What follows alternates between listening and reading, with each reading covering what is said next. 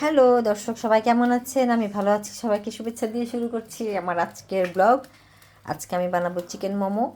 এটা হচ্ছে আমি একটা নতুন একটা স্টিমার কিনেছি। এটা দিয়ে আমি স্টিম করব, মোমো স্টিম করব। তো আমি রেডি করছি। আমারটা 3 থাকের, এটাতে পানি থাকবে। এটা হচ্ছে ফার্স্ট লেয়ার আর এটা হচ্ছে সেকেন্ড লেয়ার। সো আমি দুইটাতেই মোমো দিতে পারবো, একসাথেই অনেকগুলো স্টিম হতে পারবে। আপাতত আমি পানিটা বয়েল করার জন্য দিয়েছি।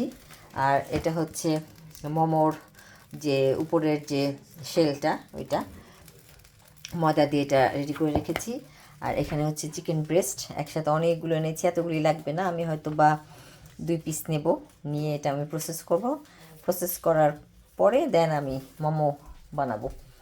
সে সবাই দেখতে থাকেন আমি কি করে মোমো রেডি করি। আমি এখন এই চিকেনগুলোকে স্লাইস করব।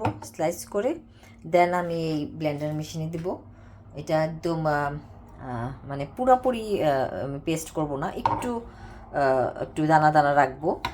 তারপর আমি এটার সাথে কিছু মশলা দেব, দিয়ে তারপর আমি মোমো বানিয়ে এটা একটা ফিলিং তৈরি করছি আর কি। আমার মোমোর জন্য চিকেন কিমা রেডি। এটাতে আমি দিয়েছি রসুন কুচি, আদা কুচি, ধনিয়া পাতা, কাঁচামরিচ কুচি, সয়া সস, লবণ, গোলমরিচের গুঁড়া দিয়ে এটা খুব ভালো মতন মেখে নিয়েছি। এখন আমি মোমো রুটি বেলবো, ছোট ছোট করে শেপ দেওয়ার চেষ্টা করব। হয়তোবা ভালো শেপ হবে না, কিন্তু আমি চেষ্টা করছি আর কি। এই যে আমি এরকম ছোট ছোট লুচির সাইজ করেছি। খুব পাতলা হবে না, আবার খুব বেশি মোটাও হবে না, কারণ এটাকে স্টিমে দিতে হবে। চিকেনটাও যেহেতু কাঁচা, এটাও বয়েল হতে হবে, এই কারণে একটু এটা মোটা রাখতে হবে, খুব বেশি পাতলা করা যাবে না। যেভাবে আমি চিকেনের কিমা রুটির মধ্যে দিয়ে দিলাম, এখন আমি এটাকে একটা ডিজাইন করার চেষ্টা করছি। আমি বিভিন্ন শেপের মোমো বানানোর চেষ্টা করেছি, দু একটা তেমন একটা ভালো হয় নাই। তো হয়তো শেপ ভালো না হলেও খেতে অবশ্যই টেস্ট হবে, আমি 100% শিওর।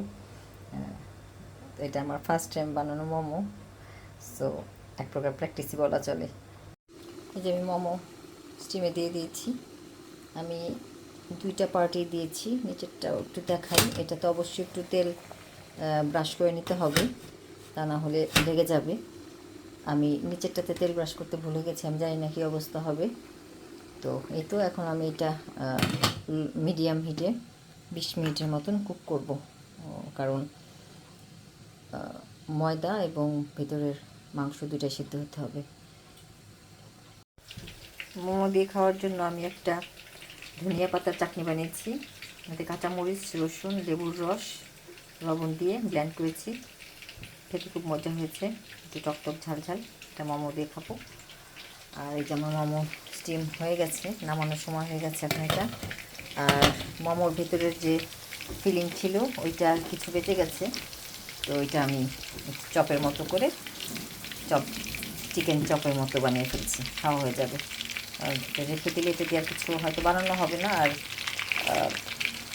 এইভাবে নষ্ট হয়ে যাবে। এর জন্য আমি সুন্দর একটা চিকেন চপ বানিয়ে ফেলেছি। আমার মোমো সম্পূর্ণ রেডি, বয়েল হয়ে গেছে। এখন আমরা খাবো, সাথে সেই চপ। এই তো, সবাইকে পুরো ভিডিওটা দেখার জন্য অনেক অনেক ধন্যবাদ।